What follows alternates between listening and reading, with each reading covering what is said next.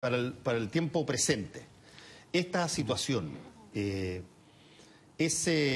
a juicio del Ministerio, juicio suyo, ministro, es algo que puede ser reversible o reconstituible sin, por ejemplo, que esté presente la oposición en sus ideas. No, yo ojalá. O lo voy a plantear en términos, si quiere, más periodísticos.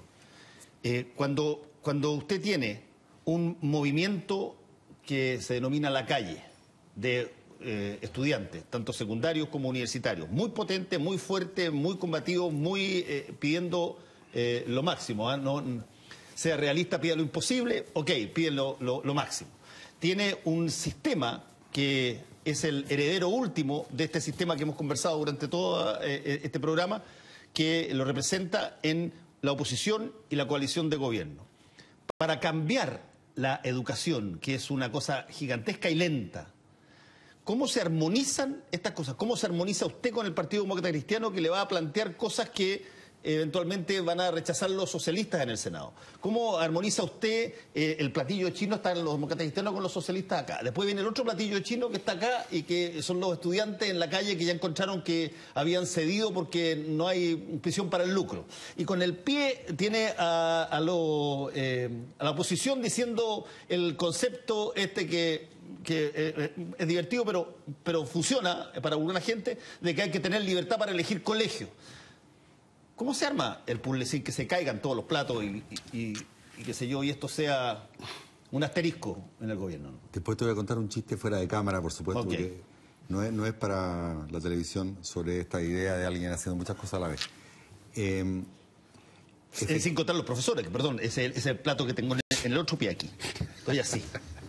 Efectivamente, ustedes pueden ver un corolario de lo que yo estaba diciendo. O sea, si en realidad los puntajes que saquen los niños va a depender básicamente por la forma que tenemos organizado el sistema escolar, del ambiente sociocultural de los niños, no solo no hay ningún incentivo para que las escuelas se esfuercen, tampoco hay ningún incentivo para que se elijan los mejores profesores y para que de verdad, ¿cierto?, haya mérito según... Porque si te tocan niños con un buen capital cultural, vas a tener buenos puntajes. Si te tocan un niño con mal capital cultural, vas a tener mal puntaje.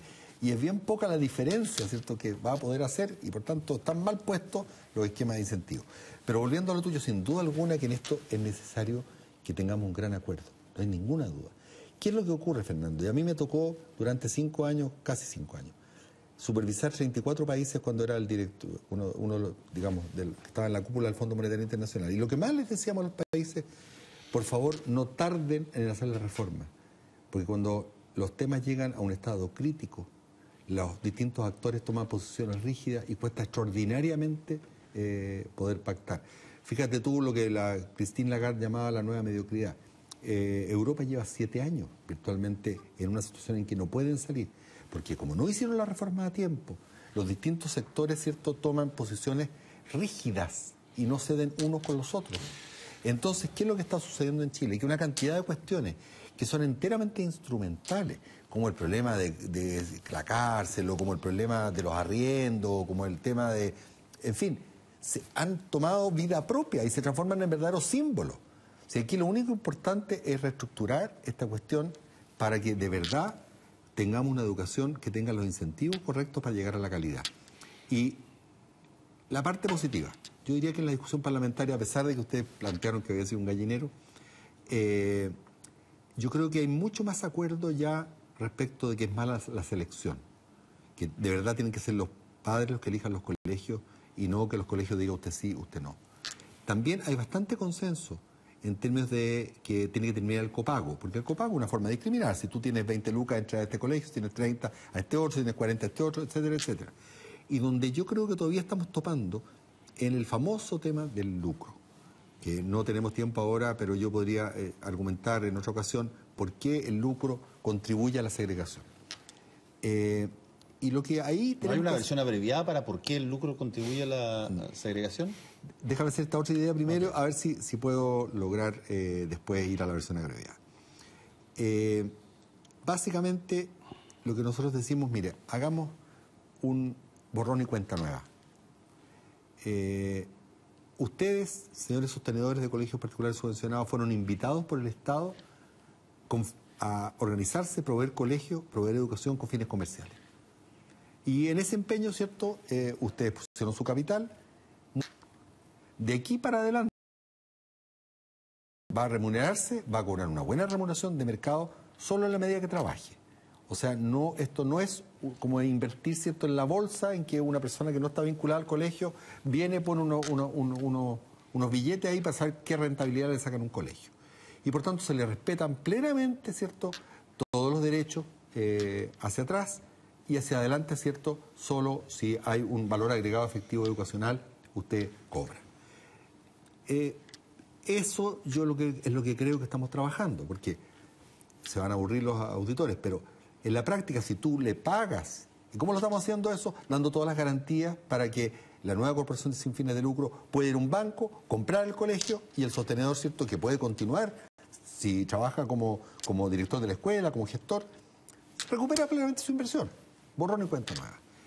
Eso equivale, en términos financieros, a que si es dueño de la infraestructura la continuará arrendando. Lo que pasa es que el arriendo entre partes relacionadas tiene una cantidad de problemas técnicos que no vamos a entrar ahora.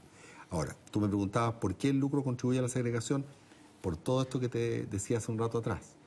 Porque como es muy difícil observar directamente la calidad y es muy fácil lograr mejores puntajes sobre la base de seleccionar el tipo de alumnos a los que tú le enseñas, expulsarlos con complicaciones, etcétera. En Estados Unidos, en Canadá, se dice, si un niño tiene problema en el colegio, el problema es del colegio. Acá se dice, si un niño tiene problema en el colegio, el problema es de la casa. Lléveselo, amaéstrelo, digamos. No. Bueno, entonces, ¿qué es la motivación comercial? ¿Qué es lo que te hace? Tratar de descremar para reducir el costo de educar y, por tanto, segrega. Ministro, ¿Me expliqué? ¿La explicación corta más o menos? Más o menos, pero tan corta no fue, pero se explicó. Yo entiendo que lo que usted está señalando, lo hemos dicho acá antes, es que a diferencia de un salario que a usted le paga a alguien y que forma parte de un presupuesto, es plata que se estaba dispuesta para ello, el lucro se produce, hay que crearlo, hay que fabricarlo, llamamos así. Y se fabrica sobre la base de obtener diferencial entre los costos que uno paga de los ingresos que tiene. Y por lo tanto uno tiene que tú pones un negocio, tiene que producirse el lucro. Eso lo entiendo, pero estamos ahora en una situación donde... ¿Y te puedo interrumpir un segundo? Sí. Porque tú has dado en el punto clave. Mucha gente se pregunta, bueno, ¿y cuál es el problema con el lucro? Acuérdate que yo fui ministro de Hacienda y siempre creí en una economía de mercado. ¿Por qué este señor se cambió a caballo y ahora le parece mal el lucro? A mí no me parece mal el lucro, me parece mal el lucro en educación, y eso es el consenso de los países industriales. Pero el Estado, por ejemplo, hace concesiones para las obras públicas. Y obviamente el concesionario gana plata, tiene lucro. Entonces tú me dices, ¿por qué en ese caso sí, en este caso no? Fácil, pues. Porque en el caso en que hay un concesionario que te construye un camino, tú puedes verificar fácilmente si para obtener esa ganancia hizo un buen camino o no hizo un buen camino. En el caso de la educación no es posible. Hay un problema. Ese es el problema. Entonces, en la búsqueda... No es posible porque es difícil verificar qué, la calidad o, claro, o la calidad. La calidad, porque como te digo, los puntajes tú los puedes obtener, ya sea porque haces buena educación o porque tratas de descremar y tener los alumnos más fáciles de educar. Hay un problema con este argumento que suele dar Fernando de que el lucro significa por definición retirar una parte, el argumento que tú has aceptado hasta cierto punto. No.